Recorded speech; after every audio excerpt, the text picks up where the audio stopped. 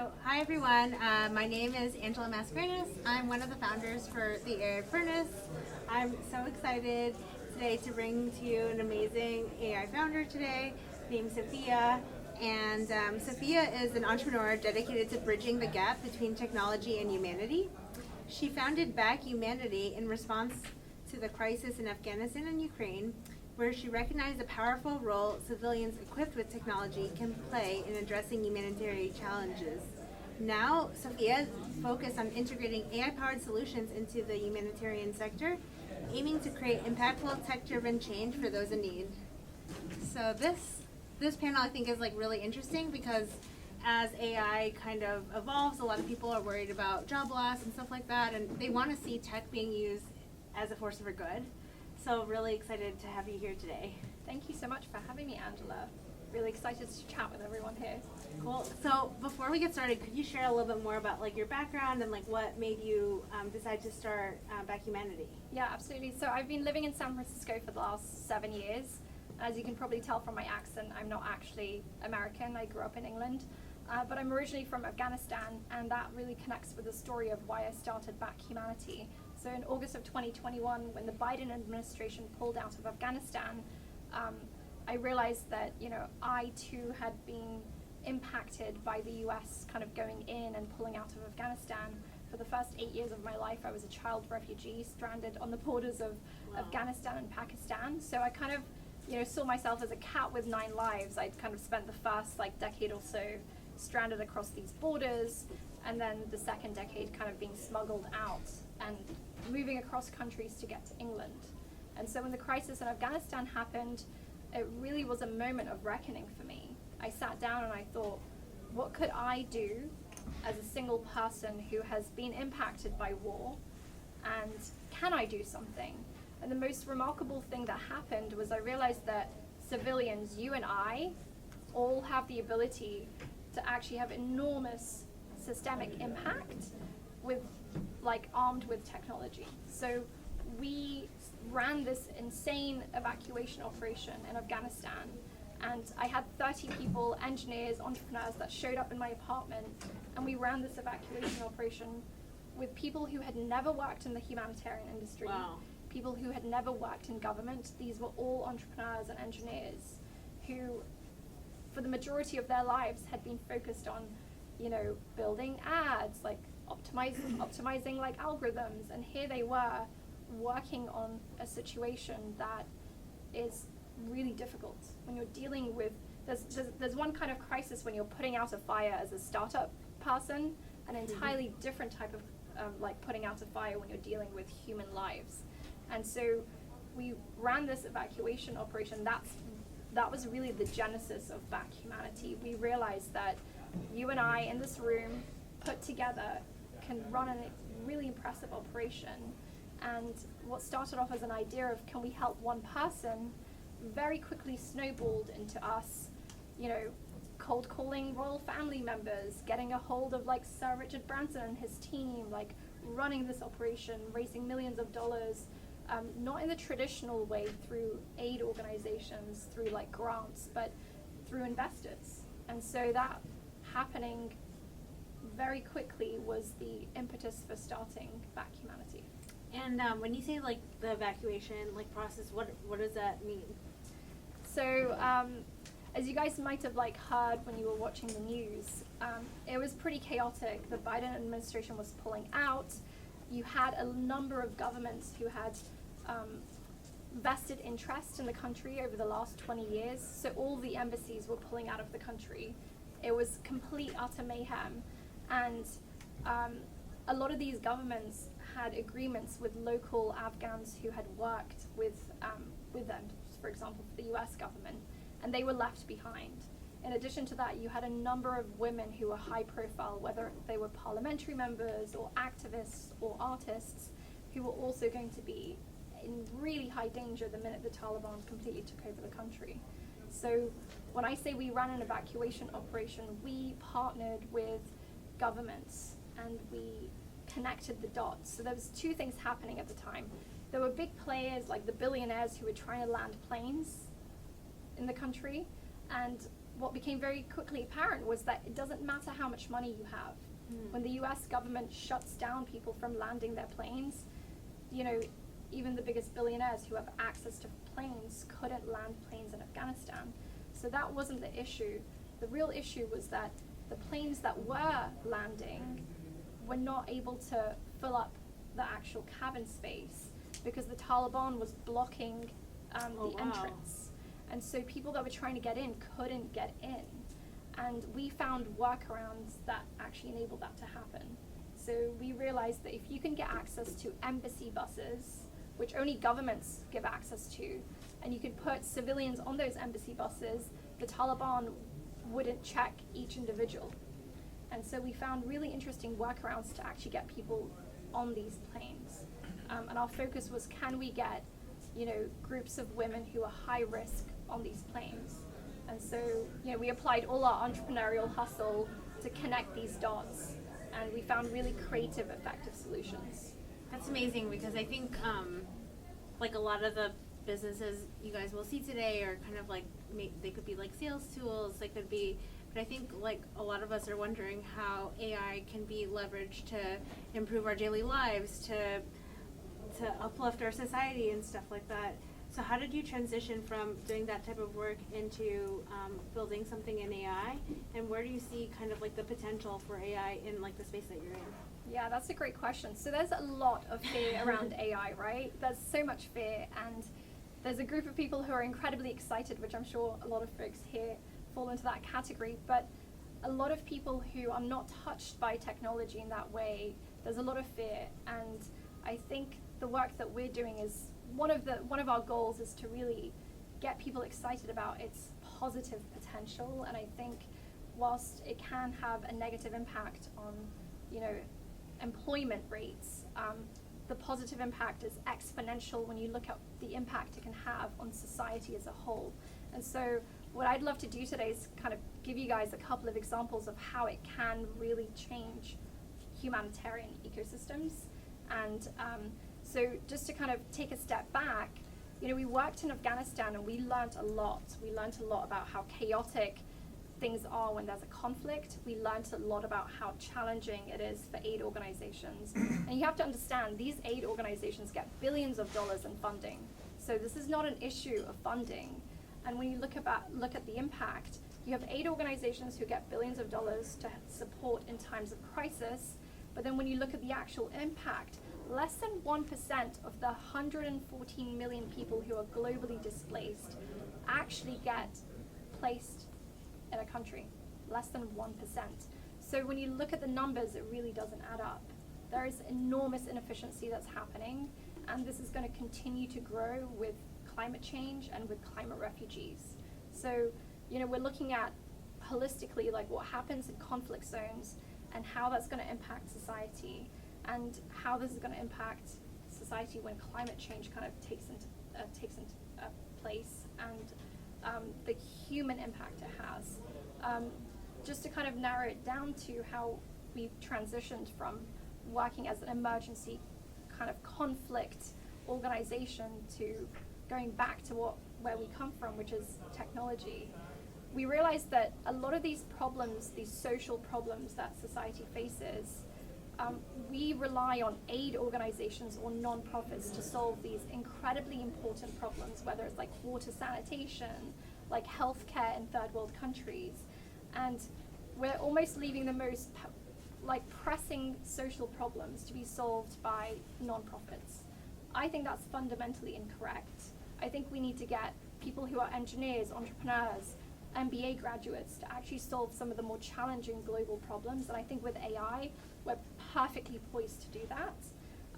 And that's what's kind of let me kind of move from direct conflict to AI. Now, you might be wondering, what are some of the ways that AI can be used in this space? Well, there's a number of ways. There are ways that AI can be used to process like large data sets. And when you think about like refugees being displaced, you have 114 million people. Wow. So there's a lot of tracking that can happen. One good example is when the Ukraine crisis happened, there was no way to map the spread of the refugees. So that kind of migration journey, the mapping, can be done using AI. And that would be enormously valuable for governments to assess where the need is going to be the most and how to efficiently allocate resources. Right now, when there's a conflict, it's just chaos. You know, like aid organizations jump in, governments are jumping in, there's like a lot of crisis media that takes place, and there's a lot of inefficient allocation of resources. So AI has a huge power to like actually use data to improve decision making, to like improve resource allocation, and to kind of do the higher computational work that humans in crisis are not very effective at doing. So that's what kind of got us to move into the AI space. How are you guys thinking about implementing AI into what you're doing with all of this potential? Yeah, so having worked 3 years in the space, we've really pinpointed a number of areas that AI can be impactful in the humanitarian ecosystem. And one of the areas that we're primarily focusing on is really focused on global mobility. So I just wanted to ask, how many of you guys are immigrants that have applied to visas in the US? Okay, amazing. What was that process like? Was it easy? Was it thumbs down, thumbs down? Okay, great. Very expensive. Very expensive, exactly. So, so one of the areas that we are addressing is, you know, we started off working with refugees, and in the last handful of years, I've been directly working with governments and royal families to find creative ways to get groups of families relocated. Oh, wow. And, you know, right now what happens is refugees get put into these refugee camps. And it's like, I was a refugee for 8 years. I would not wish that upon anyone. Like, God forbid if, you know, any of our countries get, you know, attacked by another government. If that's the existing system, that's like the worst case scenario. And the average statistic for the UN is refugees stay in a camp on an average of 17 to 21 years. That's 2 decades of your life. 2 decades. Major inefficiency. And the incentives are misaligned. And so when you look at this population, they do not have access to resources, let alone the ability to get an immigration lawyer to work with them. So what ends up happening is immigration lawyers will take on cases pro bono, which sounds really lovely and compassionate, but what happens is people like yourself and yourself who might have the financial means to pay $10,000 to $15,000 for an immigration lawyer will get prioritized. And a lot of this stuff can be democratized using AI. So our focus area is at the top of the funnel, people like Peter, if you don't mind me using you as an example. Please. People like Peter will be able to come to the US because he's high skilled and he has the means to pay a lawyer, or someone in his his employer might help him, right? Even in that case, it's costly, inefficient, and a slow process. So that's at the top of the funnel. And then at the bottom of the funnel, you have refugees who have zero access to legal services, and they get trapped in these vicious cycles of being in and out of refugee camps. So regardless of which direction you're looking at, the immigration system is fundamentally broken globally. And so we started GlobalVisas AI as a way to address this and to empower more people to get access to visa applications, whether it's Peter, whether it's a former refugee like myself. And that's one area that we think can have enormous global impact for everyone, not just refugees. That's amazing. And given like your background, how did you kind of connect the dots for how AI could kind of be implemented there? Did you like find a technical partner, or were you just like frustrated and you're like, there has to be something better? Like, how did you guys go through that? Yeah. Well, it's 2 steps. It's kind of like my own personal journey combined with what we were doing in the humanitarian organization. So with Back Humanity, what I was doing is I was calling royal family members to find a creative workaround so that people didn't end up in the stagnant immigration pipeline. If you have millions of people applying for a visa, it's very slow and you just get stuck in this pipeline. And so we were figuring out creative ways to get people in. And on the flip side, I was in America as an entrepreneur, and I was applying for my next O1 visa, and my immigration lawyer told me it's going to take 3 months to submit this application. And I kept thinking, geez, like, why does it take this long? Like, why does it take 3 months for a couple of documents that I'm filling out to be filed? Like, it shouldn't. And so it came from working directly with the refugee population, but then also my own personal experience as an entrepreneur in America trying to get visas. And the two kind of clicked, and that aha moment was, we need to build an AI-powered immigration platform that makes it incredibly easy, almost like a TurboTax, for someone like me in America to apply for a visa, and for someone who's a refugee to apply to Spain or Norway or wherever else, and just make it simple. Like, a really good example is right now with Airbnb, you can book a room in India and Taiwan, yet you can't get a visa as efficiently for those countries. That's the piece that we're solving. That's amazing. Well, I don't want to hog you for myself. I would love to open it up for questions from the audience. I know a lot of you guys are in tech and are thinking about like how to implement AI. Some of you guys are founders or want to be founders in the future. So I would love to open it up to maybe like 1 or 2 questions direct from the audience. Go ahead. First of all, just thank you so much for everything you're doing and you have done. It's really brilliant and just amazing. Thank you. Thank you so much. I'm just really curious about your corporate structure. I'm founder of a startup, and we've set ourselves up as a public benefit corporation. And I think this country is so far behind with social impact ventures that it's distasteful. But I'm just really curious how you've actually like set up the organization to do good for the world, but also do good for your shareholders. Mm-hmm. So I think that's a really great question, and it's a challenging one because it changes as time goes on. And I think there's always a catch-22 when you try to do a social impact situation. So our philosophy really is, we believe in sustainable businesses that are profitable. And the reason being is that if you're going to build an organization that impacts the larger humanitarian industry, you can't depend on donations. You simply can't. Because what ends up happening is this thing called crisis capitalism. So if you imagine with Ukraine, the war unfolded, there was an injection of cash, and then there was like a huge cash grab by these large aid organizations, and then you go from one crisis to the next crisis to the next crisis. We actually want to build a very sustainable business model that helps, essentially we're disrupting like immigration law in America and globally.